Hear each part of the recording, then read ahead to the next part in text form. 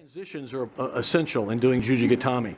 So in this case, from a standing to a ground fighting situation, transition from standing to ground. So we'll have Sandy Harrelson on the left and Mike on the right, Mike Pennington. She's over to Mike's right side extremely. She's not square with him. So the body position is really, really fundamental here. Okay? Now what she does, as she pushes with her right foot, with her right hand, she's going to pull Mike down on his lapel. So go ahead and do that again, Sandy. Push, bam, she tumbles him. She kicks right over. Now when she finishes, she grabs that arm, traps it, and she really drives with her hip into the back of his arm, into his elbow. She can also catch there, and as she's doing that, that makes it hurt more. She pulls up with her left foot on his head. Okay, one more time. And Mike loves this, I know. Thanks a lot, Mike, for being patient. Boom, there she goes, and finish out like that. Notice how she grabs, and she's got trapping that quite well. So that's the finish of it, and that is the a thigh push or leg kick transition to belly down Juji Gatame. Actually, yeah, so Greg was working with you guys on this, Greg Humphreys. Let's give him some credit too. Often Sandy used to have that when she'd put them flat on their belly and end up belly down, like Anne Maria DeMars did, you know.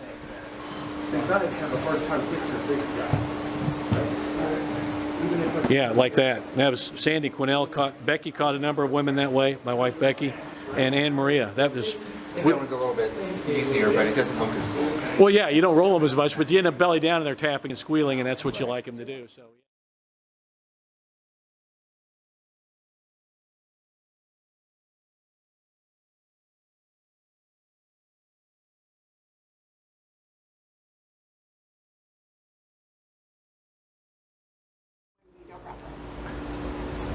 So he comes in here, he throws me, which is very evilly mean, and I down here, and I'm going to get even by putting my foot up here, shoving his leg away, and armbar. So when if somebody, and if he decides he wants to walk around, that's all right. So we'll just keep on here. I'll just hang on to his arm. Slowly, so he throws me. I throw my Kochi guard, or something like that. I'm on my butt, and she lets me out in the scoring. He says, oh, I got her. You put your foot up above their knee, grab with both hands again, and put your leg over. All right, wherever he goes, I will just follow him. A lot of people aren't as agile as Derek, so they'll just go flat on their face and get armbar. If they do, what good does it do him? Okay? So, but before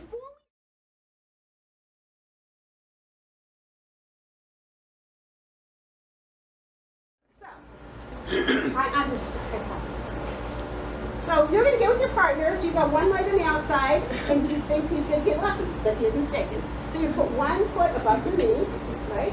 You're going to reach out, again, two hands on one, grab the wrist, throw it. Now, in judo, I had never actually kicked anybody in the face, but if it was a different situation, it wouldn't bother me if I did.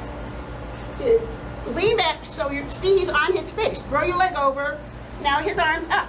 So that's fine, I'll crank it towards the ceiling. If he had happened to turn it this way, then I would arch toward him. Either way, you've got two hands on his one, he's on his face, and you have his arm. Watch Mike when he does it here. He puts it on the back, and see how he keeps turning, and see how he gets very good. He finished with a belly down position there that time. He's doing off both sides there, and he can do that. See how he's turned also onto his, in this case, his left hip, to gain a little more torque in the arm lock and certainly control the shoulder more effectively. And there you can see the back of the head. And there he's dragging it over for the head roll Juji Gatame. And then we'll see Mike do it one more time here, and then we'll finish out. And there at that time he pushed on the knee and finished it. So that was a nice variation that we work on. And he finished out, and to catch the, there you say, roll through all the way to catch the Juji. There we have it.